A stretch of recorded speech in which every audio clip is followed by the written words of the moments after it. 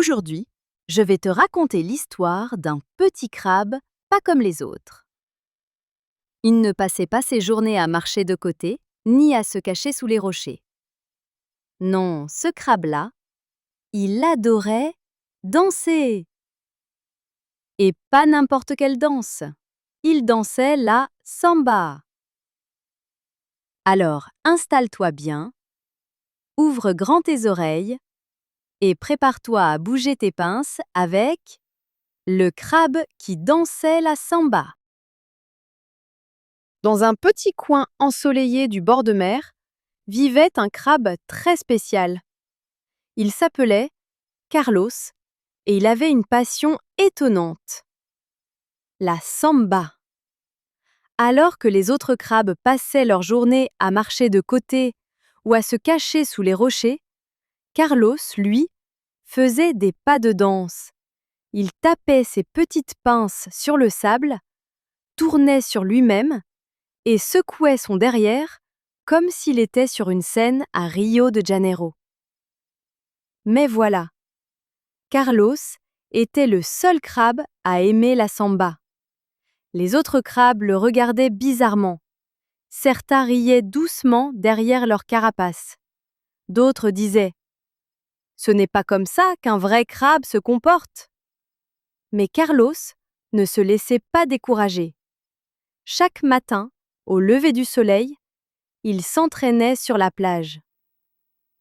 Un jour, alors qu'il répétait ses pas préférés près d'un coquillage, une vague plus grosse que les autres le projeta plus loin sur le sable. Quand il ouvrit les yeux, il n'était plus sur sa plage habituelle. Carlos avait été emporté plus loin, sur une grande plage animée. Il y avait là des oiseaux qui chantaient, des singes acrobates, des tortues géantes. Et surtout, de la musique. Un groupe d'animaux jouait de la samba avec des tambours, des maracas et des guitares. Carlos n'en croyait pas ses yeux. Il tapa des pinces, tourna sur lui-même et s'élança dans la danse. Tous les animaux s'arrêtèrent pour le regarder. Un crabe qui danse la samba, c'était incroyable! Un toucan s'exclama. Regardez-le bouger! On dirait qu'il a le rythme dans les pattes. Une tortue ajouta. C'est le plus drôle et le plus joyeux des crabes que j'ai jamais vus. Carlos, un peu gêné au début, rougit sous sa carapace. Mais il continua de danser, encore et encore. À la fin de la journée, les animaux lui dirent « Tu devrais danser avec nous à la grande fête de la pleine lune. » Carlos ouvrit grand ses yeux. « Une fête ? Avec de la samba ? Et tout le monde peut venir ? » « Bien sûr, » répondit la tortue. Pendant les jours suivants, Carlos s'entraîna encore plus fort. Il inventa des pas nouveaux. Il apprit à danser avec les oiseaux, à faire tournoyer ses pinces avec grâce et même à taper le rythme avec ses petites pattes sur des noix de coco. Enfin, le soir de la pleine lune arriva. La plage brillait de 1000 feux. Des lanternes accrochées aux palmiers, la musique dansait dans l'air chaud et tout le monde attendait le crabe samba. Carlos arriva, tout brillant d'émotion, et quand la musique démarra, il donna tout ce qu'il avait. Il tourna, il sauta, il vibra.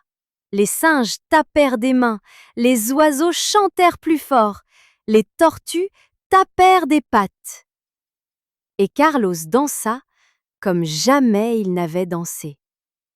À la fin, tout le monde l'applaudit. On lui offrit même une couronne de coquillages et un titre très spécial. Le crabe roi de la samba. Carlos n'en revenait pas. Lui qui pensait être bizarre et seul, avait trouvé un endroit où sa différence faisait de lui une star. Quand il retourna sur sa plage d'origine, il n'était plus triste. Et petit à petit, les autres crabes commencèrent à essayer quelques pas de danse, eux aussi. Depuis ce jour, dans le coin ensoleillé du bord de mer, on entend parfois un rythme joyeux résonner dans le sable. C'est Carlos qui continue de danser la samba, le cœur léger et les pinces pleines de bonheur. Et toi, si tu avais un talent un peu différent, tu oserais le montrer? Et voilà, c'est fini pour aujourd'hui. J'espère que tu as aimé cette jolie histoire. Maintenant, c'est l'heure de te reposer, de fermer doucement les yeux.